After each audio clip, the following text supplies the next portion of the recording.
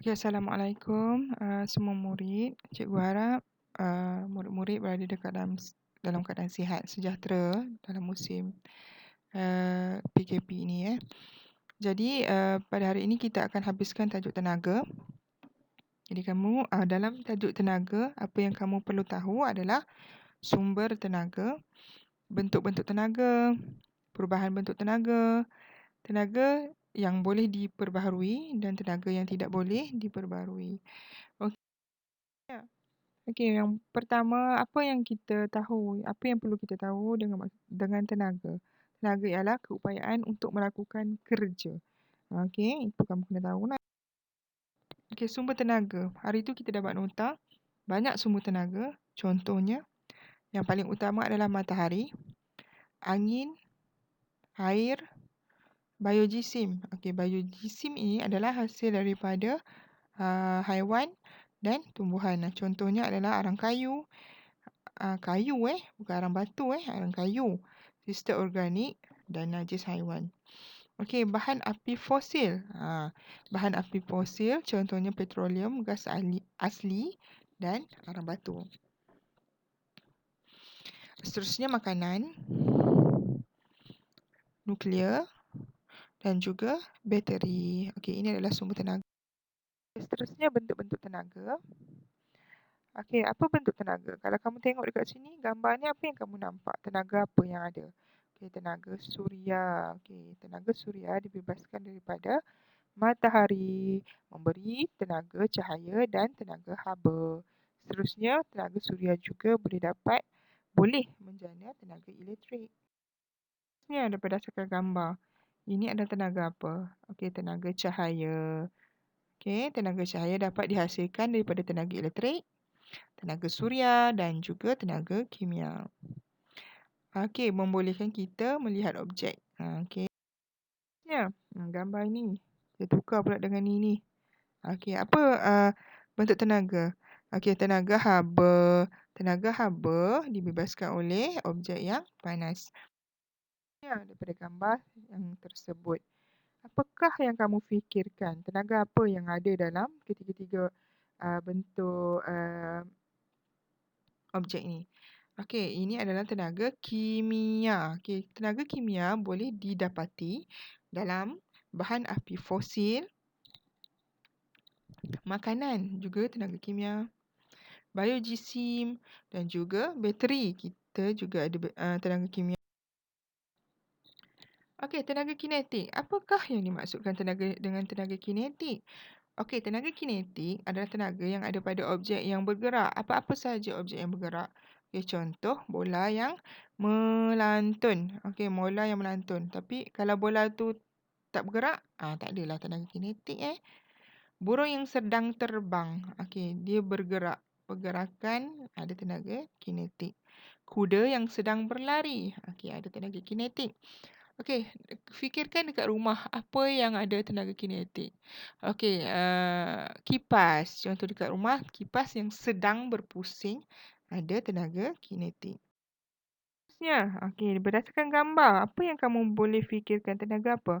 Tenaga keupayaan. Tenaga keupayaan ni ada pada sesuatu objek. Apabila? Okey, pertama, ia berada pada kedudukan yang tinggi. Okey, contoh dekat sini. Pada ketika lelaki ini berbasikal berada dalam kedudukan ini, dia ada tenaga keupayaan.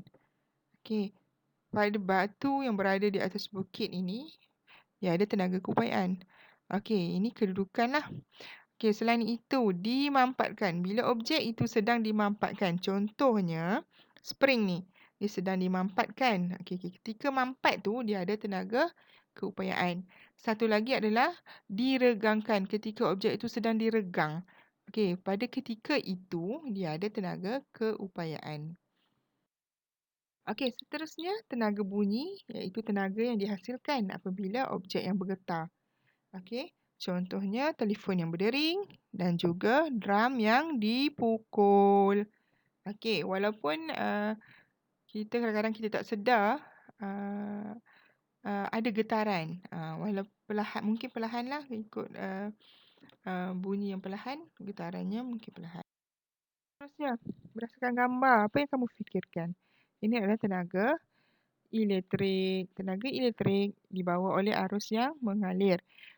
Dekat Malaysia, tenaga elektrik kita dihasilkan oleh stesen jana kuasa hidro, stesen jana kuasa terma dan stesen jana kuasa. Bentuk-bentuk tenaga seterusnya. Ini ada apa? Ini ini adalah tenaga nuklear. Berasal daripada bahan nuklear dan dihasilkan dalam reaktor nuklear.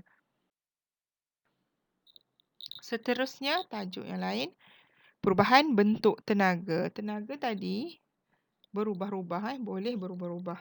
Dia tidak boleh dimusnahkan, tetapi tenaga boleh berubah dari satu bentuk kepada bentuk yang lain. Buah kelapa gugur. Kita tengok urutan peristiwa dia.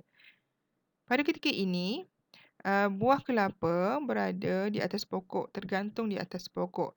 Pada ketika ini dia ada tenaga keupayaan. Kita dah belajar tadi, tenaga keupayaan ini berdasarkan kedudukan dia kan.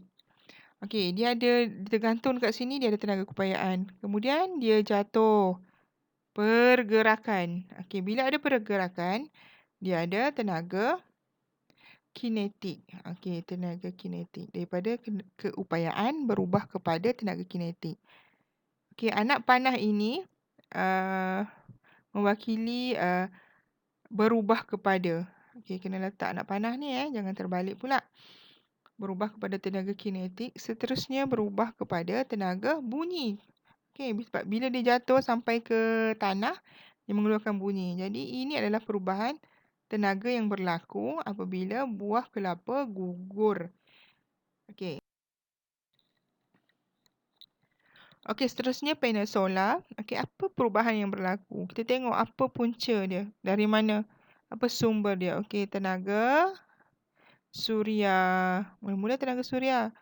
Kemudian ada panel solar. Panel solar ni nak buat apa fungsi panel solar ialah menukarkan tenaga suria kepada tenaga elektrik. Jadi ini persamaan dia lah untuk panel solar. Bakar sate, ejaan salah ke? Tak tahulah ni. Tak sempat nak check.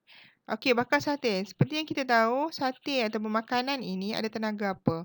Kita mulakan dengan tenaga kimia. Tenaga kimia ada pada makanan. Berubah kepada ketika dia dibakar, dia ada tenaga apa? Dia berubah kepada tenaga haba. Dan pada waktu ini juga ada selain pada haba, ada apa? Ada cahaya. Bila ada dua ataupun lebih daripada tenaga dalam satu ketika itu, kita dapat tambah perkataan simbol tambahlah, iaitu bermaksud dan. Seterusnya, telefon bimbit. Apa sumber tenaga yang ada pada telefon bimbit? Sumber tenaga telefon bimbit adalah bateri. Kalau bateri, bateri itu tenaga apa? Tenaga kimia. Kalau bateri, tenaga kimia. Kita mula dengan tenaga kimia. Kalau tenaga bateri, dia kena berubah kepada tenaga elektrik dululah. Daripada bateri, tenaga kimia, ubah kepada tenaga elektrik. Baru dia berubah lagi. Berubah kepada tenaga cahaya. Sebab itu kita nampak kan ada gambar lah, ada video lah. Kemudian selain pada cahaya, ada juga mengeluarkan tenaga bunyi. Ada juga bunyi. Jadi ini persamaan panjang ni lah. Lampu suluh juga dia punya sumber dia adalah bateri. Jadi bateri bahan ataupun tenaga kimia. Berubah kepada, kalau bateri cikgu cakap tadi, dia kena tukar kepada tenaga elektrik dulu. Kemudian dia bertukar ataupun berubah kepada apa? Apakah yang dihasilkan oleh lampu suluh? Satu, cahaya. Dan kalau lama-lama kamu perhatikan, kita akan rasa panas. Jadi mungkin ataupun tenaga cahaya dan juga tenaga haba. Nyalaan lilin. Nyalaan lilin juga kita mulakan dengan tenaga kimia. Terdapat dalam lilin lah. Tenaga kimia berubah kepada, apa yang dihasilkan oleh tenaga kimia ni bila dibakar? Dia akan menghasilkan cahaya. Selain pada cahaya, apa tenaga lain yang ada? Tenaga haba juga. Jadi tenaga cahaya tambah tenaga haba. Budak yang mengayuh basikal, apa sumber tenaga dia? Budak ni dapat tenaga dari mana? Makanan. Okey, makanan tenaganya adalah tenaga kimia juga. Okey, mulakan dengan tenaga kimia dan dia berubah kepada, okey, bila dia kayuh basikal, apa yang berlaku? Berlaku pergerakan. Jadi pergerakan itu tenaga apa? Okey, tenaga kinetik. Jadi ini persamaan dia. Seterusnya televisyen. Okey, apa sumber televisyen ni? Dari mana sumber tenaga dia? Dari bateri? Bukan. Dia terus daripada tenaga elektrik. Okey, tenaga elektrik berubah kepada, okey, apa output yang dihasilkan oleh TV? Dia ada cahaya kan? Sebab dia ada gambar, dia ada video ataupun seterusnya selain daripada cahaya, TV juga menghasilkan tenaga bunyi. Okey, ini adalah persamaan dia. Okey, seterusnya tadi dah habis dah perubahan. Kita tengok pula apa yang dimaksudkan oleh tenaga yang boleh diperbaharui. Okey, tenaga yang boleh diperbaharui adalah tenaga yang boleh dijana daripada sumber yang sentiasa ada dan secara berterusan. Contoh sumber yang sentiasa ada adalah angin, cahaya matahari, hujan, biojisim dan ombak. Okey, sumber ni sentiasalah ada di sekeliling kita. Kalau tak ada maksudnya mungkin dah kiamat. Okey. Apa maksud tenaga yang tidak boleh diperbaharui pula? Okey, tenaga ini bermaksud adalah tenaga yang tidak boleh dijana apabila sumber dia terhad dan ataupun tidak boleh diperoleh secara berterusan. Contohnya adalah sumber tenaga seperti petroleum, arang batu dan bahan nuklear. Okey. Okay, saya nak kamu fikirkan penggunaan tenaga secara berhemah. Okey. Jadi kesimpulannya kita perlu menggunakan tenaga secara berhemah, khususnya melibatkan sumber yang terhad ataupun sumber yang tidak boleh diperbaharui. Okey, kenapa? Kenapa kita perlu menggunakan tenaga secara berhemah? Fikirkan.